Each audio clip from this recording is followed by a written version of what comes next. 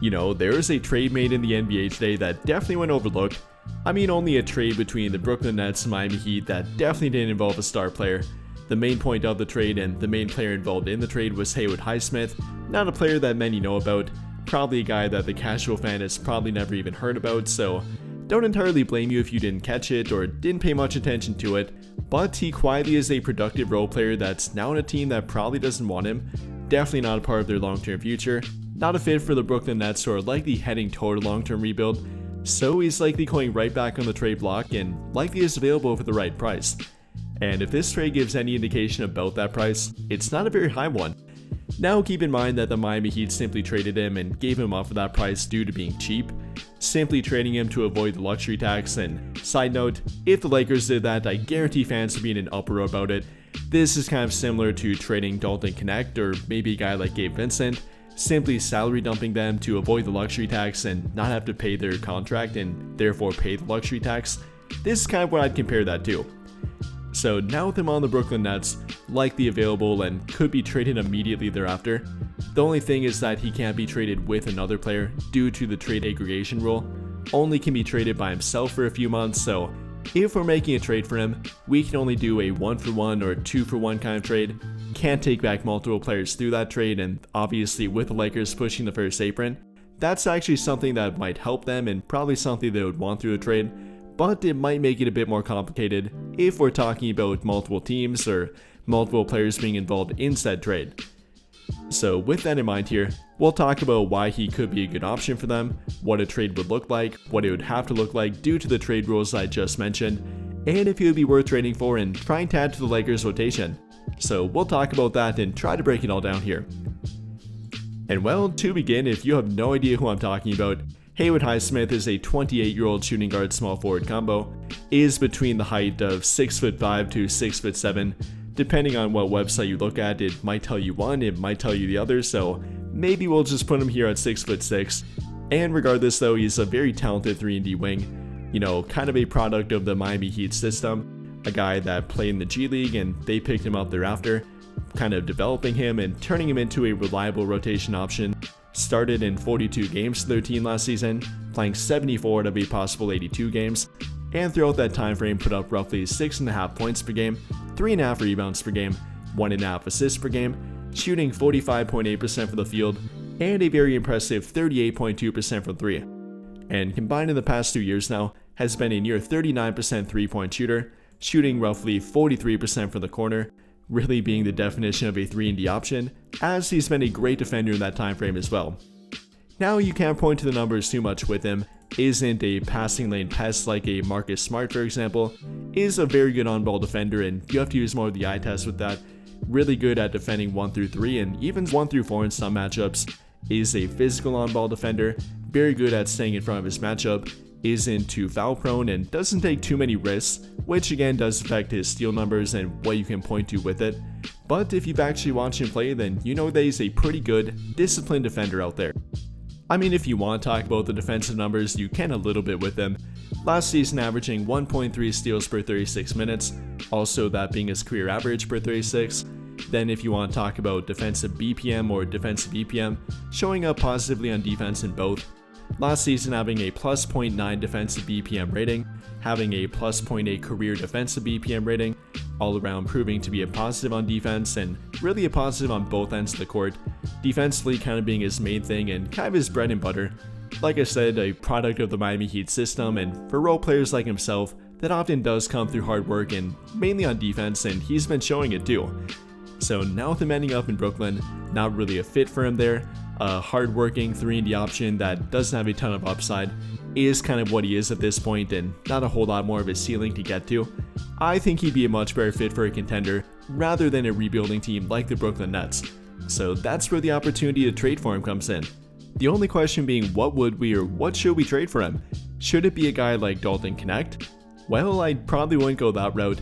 Yes, you can trade him and you can make a trade work for Highsmith with Dalton Connect, though it would have to be with Dalton Connect and Bronny James together, which I don't find very likely. I mean, with LeBron currently on the team and with him on their team for the next season, I really doubt they think about trading Bronny James. That would simply cause more commotion and drama that they definitely don't want. And apart from that, they can't make a trade work for him with only Dalton Knecht. With that, they then have to add somebody like Gabe Vincent or Max Kleba, which the Brooklyn Nets couldn't take all of that salary in. So we really couldn't and really shouldn't do a trade with Dalton Knecht, as I wouldn't trade Dalton Knecht for Haywood Highsmith straight up to begin with.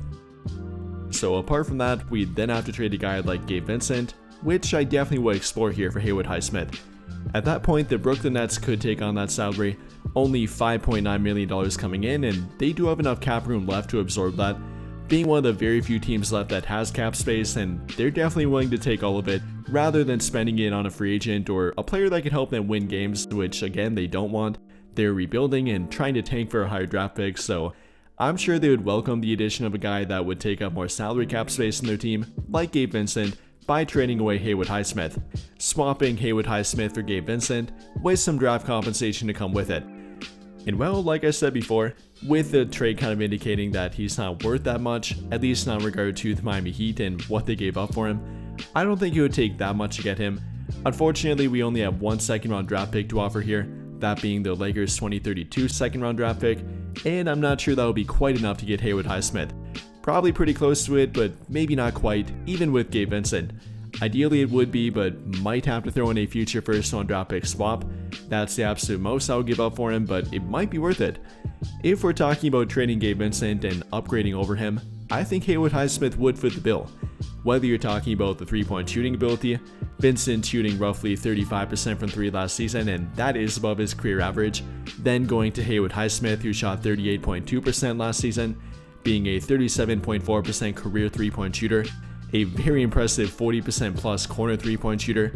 He would definitely be an upgrade offensively, definitely be an off-ball upgrade for their team, and then even defensively he'd be the same if not a little bit better than Gabe Vincent, and definitely more versatile on defense. Unlike Gabe Vincent that can only match up with point guards or smaller guards on defense, Haywood Highsmith can match up 1 through 3 and sometimes even 1 through 4 on defense, is a good point of attack defender, is a good wing defender, is switchable on defense, and a very hard worker on defense like Gabe Vincent. I think that would actually be a pretty good fit for them too, and probably worth the price, which wouldn't be that much again in my opinion. So if we're talking about trading Gabe Vincent, I think Haywood Highsmith would be worth it. That swap would be worth it, wouldn't take too much draft compensation, wouldn't change up the rotation that much. Like I've often talked about, I think Vincent's kind of the 9th or 10th man in the rotation. Whether they run a 9 or 10 man rotation, he's probably the last guy in it. So at most, he's probably getting 15 to 20 minutes per game at the absolute most. And if you're simply swapping him for another 3&D fit, a guy that would actually fill that role better for their team in my opinion, I don't think it would dramatically change their team up. I know reports have said that they're not really looking to make another trade, that they're fine with this current team and this current iteration of their team for the moment, want to evaluate it before making another big trade. But I don't think this would do too much to change up their team. Simply swapping another off-ball fit offensively for a different off-ball fit and a better off-ball fit, then changing up the defensive role, but a guy that can fill a similar defensive role and be even more versatile on defense, I think it would actually be a pretty good option for them to do and wouldn't dramatically change up their team to where they have to reevaluate their team again too. In my opinion, I think it would be worth it. I think it would be a good one-for-one swap that could potentially mutually benefit both teams. Again, Highsmith not being a long-term fit for the Brooklyn Nets, so they simply want draft compensation for him, another expiring contract that they can simply trade again or not have to wait too long to get rid of. Gabe Vincent would fit that bill for them, so I think the trade would make sense, the fit would make sense, wouldn't dramatically change up their team, so I think this actually would be a pretty good trade to make if the Brooklyn Nets would negotiate fairly. And well, for once, they actually might be a team that would be. I mean, it was only about 9 months ago that they made a trade together, that being the Dorian Finney-Smith and D'Angelo Russell trade, which up until this point has mutually benefited both teams. Yes, the Lakers lost Dorian Finney-Smith in free agency, but they kind of traded him and traded the salary of Dorian Finney-Smith to then sign DeAndre Ayton and Jake LaRavia, and kind of even Marcus Smart thereafter. So I think they could make another trade. That trade was negotiated fairly, so maybe another one could potentially come with Haywood Highsmith. So with all of that in mind here, what do you guys think? How do you feel about a potential Haywood Highsmith trade? What do you think the price would look like for him? Do you think it would be a good fit, not a good fit? And do you think it would be worth it for the Lakers to explore a trade for him or not? Let me know your thoughts in the comments down below. But I think that'll pretty much do it for this one. And if you enjoyed the video, then I'll greatly appreciate it if you dropped a like, subscribe to the channel if you have not already, and hit that notification bell to never miss out when I upload a video. But as always, thank you for watching and have a great day or night.